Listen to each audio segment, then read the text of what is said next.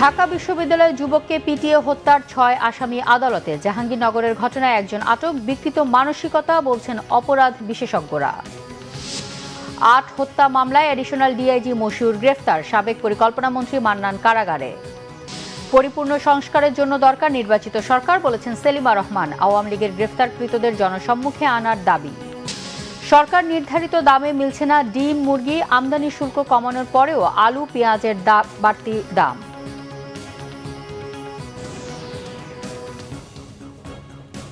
দেখছিলেন crown cement সংবাদ শিরোনাম। এবারে বিস্তারিত। ঢাকা বিশ্ববিদ্যালয়ের ফজলুল হক হলে তোফাজ্জল হোসেন নামে মানসিক ভারসাম্যহীন যুবককে পিটিয়ে হত্যার অভিযোগে গ্রেফতার বিশ্ববিদ্যালয়ের ৬ শিক্ষার্থীকে আদালতে নিয়েছে পুলিশ। অভিযুক্তদের ৭ দিনের রিমান্ডে নেওয়ার আবেদন জানিয়েছে পুলিশ। এই ঘটনায় বৃহস্পতিবার রাতে শাহবাগ থানায় মামলা দায়ের করেন বিশ্ববিদ্যালয়ের এস্টেট অফিসের সুপারভাইজার মোহাম্মদ আমানুল্লাহ। একই সাথে ৭ সদস্যের একটি তদন্ত কমিটিও গঠন করেছে বিশ্ববিদ্যালয় প্রশাসন। অভিযুক্ত শিক্ষার্থীদের বহিষ্কার করেছে বিশ্ববিদ্যালয় কর্তৃপক্ষ। বিশ্ববিদ্যালয়ের প্রক্টর অধ্যাপক সাইফুদ্দিন আহমেদ জানান, হল প্রশাসনের অবহেলা আছে কিনা তা খতিয়ে দেখা হচ্ছে। গত বুধবার রাতে মোবাইল চোর সন্দেহে তোফাজ্জল নামে এক যুবককে আটক করে শিক্ষার্থীরা। পরে রাত ১০টা পর্যন্ত হলের গেস্ট রুমে কয়েক দফা তাকে মারধর করা হয়। এক পর্যায়ে ক্যান্টিনে বসিয়ে তাকে খাবারও খাওয়ায় শিক্ষার্থীরা। এরপর আবারও তাকে মারধর করা হয়। মধ্যরাতে তোফাজ্জলকে প্রথমে শাহবাগ থানায় নেওয়া হয়, পরে হাসপাতালে নিয়ে গেলে কর্তব্যরত চিকিৎসকরা তাকে মৃত ঘোষণা করেন। চট্টগ্রাম রেঞ্জের অতিরিক্ত ডিআইজি মশিউর রহমানকে ঢাকা থেকে গ্রেফতার করেছে গোয়েন্দা পুলিশ। সকালে ডিসি মিডিয়া মোহাম্মদ তালিবুর রহমান বিষয়টি নিশ্চিত করেন। ৮টি হত্যা মামলা রয়েছে মশিউর রহমানের বিরুদ্ধে। ২০২২ সালে মশিউর রহমানকে গোয়েন্দা গুলশান বিভাগ থেকে সরিয়ে লালবাগ বিভাগের দায়িত্ব দেওয়া হয়। এর আগে তিনি গুলশান বিভাগের ডিবি হিসেবে দীর্ঘদিন দায়িত্ব পালন করেন। সরকার পতনের পর সর্বশেষ ১৩ই আগস্ট মশিউর রহমানকে ডিবি থেকে বদলি করা হয়। তাকে বদলি করে সংযুক্ত করা হয় চট্টগ্রাম রেঞ্জ অতিরিক্ত ডিআইজি কার্যালয়ে পুলিশ সুপার হিসেবে। অন্তর্বর্তীকালীন সরকারের পক্ষে সব সংস্কার সম্ভব নয়, এর জন্য প্রয়োজন একটি নির্বাচিত সরকার। এক আলোচনা সভায় একথা বলেছেন বিএনপির স্থায়ী কমিটির সদস্য বেগম সেলিমা রহমান। রাজধানী রিপোর্টার্স ইউনিটিতে এই আলোচনায় তিনি বলেন, প্রয়োজনীয় সংস্কার করে দ্রুত নির্বাচনের ব্যবস্থা করা জরুরি। ভারতে বসে শেখ হাসিনা এখনও ষড়যন্ত্র করছে বলে অভিযোগ করেন বিএনপির নীতি নির্ধারণী ফোরামের এই সদস্য। পোশাক কারখানায় কারা অস্থিরতা সৃষ্টি করছে তাদের খুঁজে বের করে আইনের আওতায় আনার তাগিদও দেন। গ্রেফতার হওয়া আওয়ামী লীগ সরকারের এমপি মন্ত্রীদের জনসম্মুখে আনারও দাবি সেলিমা রহমানের। আমাদের প্রত্যাশা হলো নারী উন্নয়ন, নারীদের ক্ষমতায়ন, আমাদের ছাত্রদের শিক্ষা, স্বাস্থ্য থেকে শুরু করে প্রতিটি প্রত্যাশা আজকে আমাদের মনের মধ্যে। কিন্তু ইন্টারিম গভর্নমেন্টের পক্ষে এত কিছু প্রত্যাশা সম্ভব নয়, কারণ আমরা জানি এগুলো সংস্কার করতে পারে একমাত্র আমাদের যে কোনো নির্বাচিত সরকার।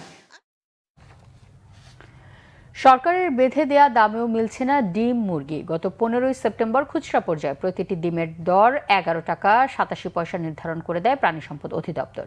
সেই হিসেবে প্রতি ডজনের দাম ১৪৩ টাকা হওয়ার কথা থাকলেও বিক্রি হচ্ছে ১৫৫ থেকে ১৬০ টাকায়। একই অবস্থা মুরগির বাজারেও।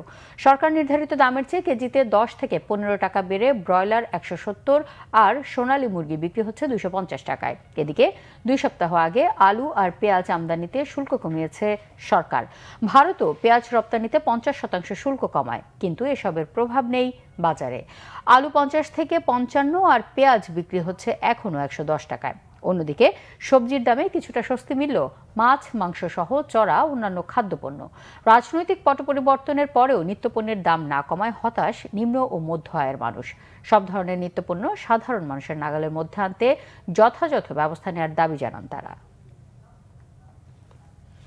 ৫ আগস্ট কারফিউ ভেঙে রাজপথে নামা মিছিলে অংশ নিয়ে পুলিশের গুলিতে গুরুতর আহত হয়েছিলেন পোশাককর্মী জিয়াউর রহমান। বিভিন্ন হাসপাতালে চিকিৎসা নিয়েও বাঁচানো যায়নি তাকে। ৯ আগস্ট ঢাকা মেডিকেলে চিকিৎসাধীন অবস্থায় পরপারে পাড়ি জমান স্বৈরাচার বিরোধী আন্দোলনের অগ্রসৈনিক জিয়াউর রহমান। পরিবারের একমাত্র উপার্জনক্ষম ব্যক্তিকে হারিয়ে ২ সন্তান নিয়ে অথই পাথারে ভাসছেন তার স্ত্রী শাহনাজ আক্তার। মুহিবুল্লাহ মুহিবের রিপোর্টে বিস্তারিত। গাজীপুরের টঙ্গীতে আদর্শপাড়া মসজিদ এলাকায় পুরো পরিবার নিয়ে থাকতেন জিয়াউর রহমান। সভ্যতার কাছাকাছি থেকেও যে এলাকাটিতে থাকতেন জিয়া, সেখানে যেন যোগাযোগ নামক সভ্যতা এখনো পৌঁছায়নি। বেতনের সঙ্গে সঙ্গতি রেখে একজন পোশাক কর্মীর পক্ষে এর চেয়ে ভালো জায়গায় হয়তো ভাড়া বাসা নিয়ে থাকা কষ্টসাধ্য ব্যাপার। ৪৫ বছর বয়সী জিয়াউর রহমান টঙ্গীর আশরাফ সেতু কমপ্লেক্স এলাকার পোশাক কারখানায় চাকরি করতেন। ৫ আগস্ট উত্তর আজমপুর এলাকায় গুলিবিদ্ধ হন তিনি। অবস্থা গুরুতর দেখে সেখান থেকে বিভিন্ন হাসপাতাল ঘুরে ঢাকা মেডিকেলের আইসিইউতে নেওয়া হয়। ৯ আগস্ট পরপারে পাড়ি জমান পোশাক কর্মী জিয়া। এখন কিভাবে আপনার এই সংসার চলছে? এখন ওই যে আমার ভাই দেয়, মাইনসে দেয়, ওইভাবে আর কি চলে কোনো রকম। বাচ্চা দুইটার তো আব্বুর অনেক আশা ছিল যে ওকে ডাক্তার বানাবে আর ওকে ভালো একটা ভালো মতো পড়াশোনা করে ওই চাকরি নিবে। তো এখন তো এগুলো আর হবে না। এখন যে কি করব বাড়িতে যাই জানি না। মানে বাড়িতে যদি কেউ সহযোগিতা করে পড়াশোনার দিক দিয়ে তাহলে তো করবে। আর আমিও যে একটা ঢাকায় থাইকা চাকরি করবো আমিও পারবো না, কারণ আমি অসুস্থ। বাবা আমাকে অনেক আদর করতো। শনিবারে ঘুরতে গেলাম আইসক্রিম কিনতো। আমরা ছাদে অনেক গল্প করতাম। রাতে আমাকে পড়াতো, পরে আমরা ছাদে যাই লুডো খেলতাম। আমি যে পড়তে যেতাম আমার ম্যাডামের কাছে, তখন ভাই আর আব্বু লুডো খেলবো।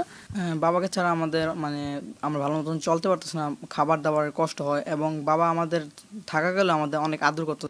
পরিবারের একমাত্র উপার্জনক্ষম ব্যক্তিটিকে হারানোর পর বাসা ভাড়া ২ মাসের বকেয়া পড়েছে। নবম শ্রেণী পড়ুয়া ছেলে তানজিলুর রহমান শারাফ আর দ্বিতীয় শ্রেণী পড়ুয়া মেয়ে জাফনা আক্তারের স্কুলের বেতন দেয়া বন্ধ।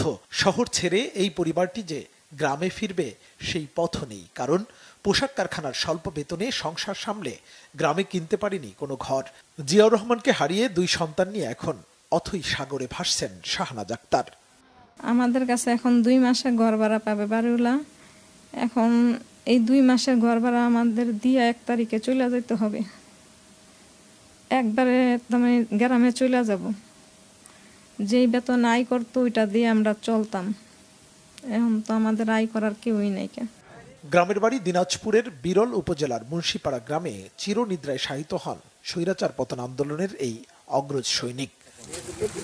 মুহিবুল্লাহ মুহিব, বাংলা ভিশন, টঙ্গী, গাজীপুর।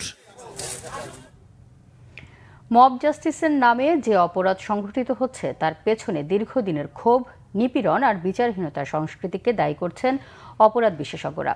সেই সঙ্গে মানসিক বিকৃতিও এর একটি কারণ বলছেন তারা। মব জাস্টিস প্রতিরোধে জনসচেতনতার উপর জোর দিয়েছেন অধ্যাপক শেখ হাফিজুর রহমান কার্জন।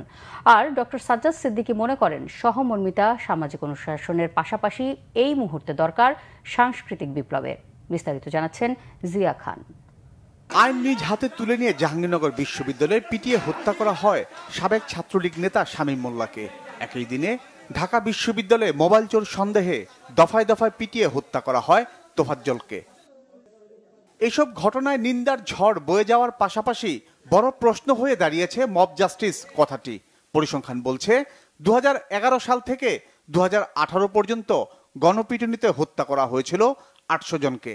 এরপর গেল 6 বছরে গণপিটুনিতে হত্যা করা হয় 286 জন। এর মধ্যে 2024 সালে নির্বাচনের পর গত 7 মাসে গণপিটুনিতে হত্যা করা হয় 32 জনকে। এর মধ্যে শুধু রাজধানীতেই 16 জন।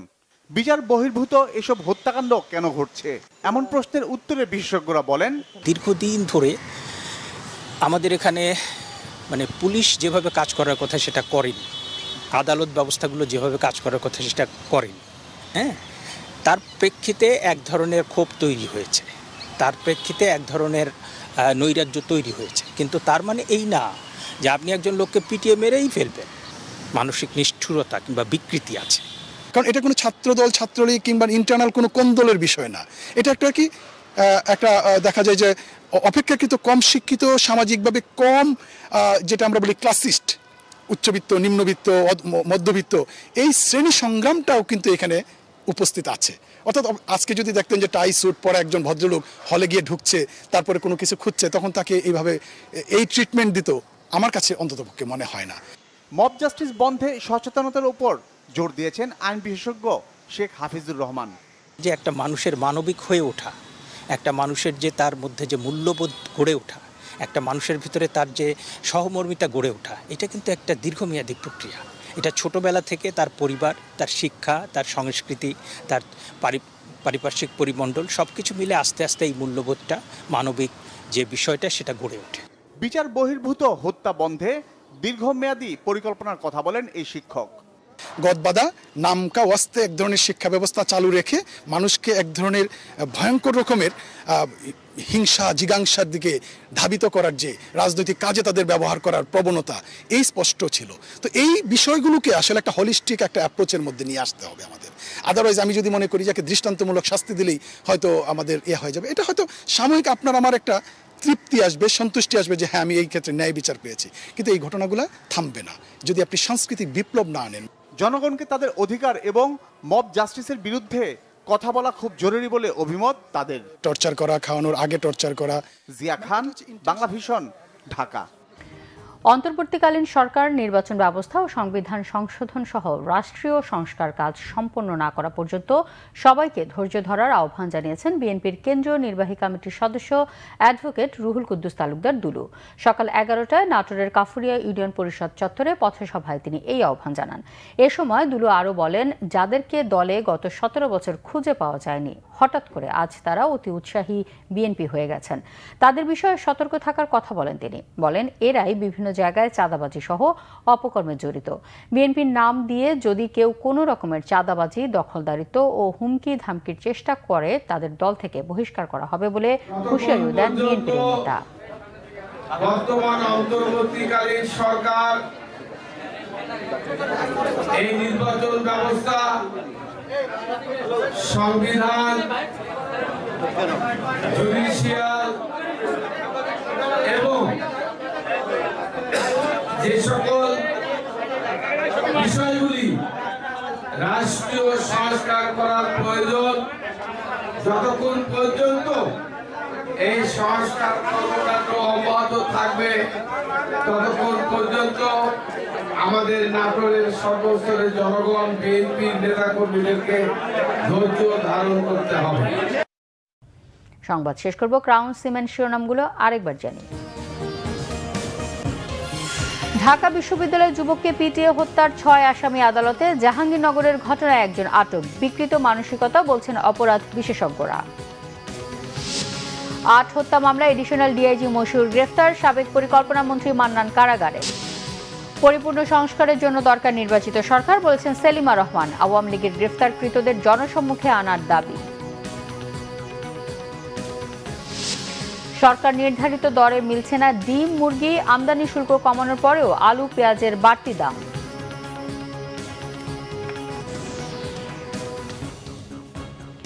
এই ছিল এখনকার মতো। পরের সংবাদ বিকেল 4টায়। এর আগে 3টায় রয়েছে নিউজ টপ 10 দেখার আমন্ত্রণ রইল। এছাড়া বাংলা ভিশন সংবাদ ও সংবাদ অনুষ্ঠান দেখতে ভিজিট করুন www.bvnews24.com ও facebook.com/banglavisionnews এবং সাবস্ক্রাইব করুন youtube.com/banglavisionnews। ধন্যবাদ।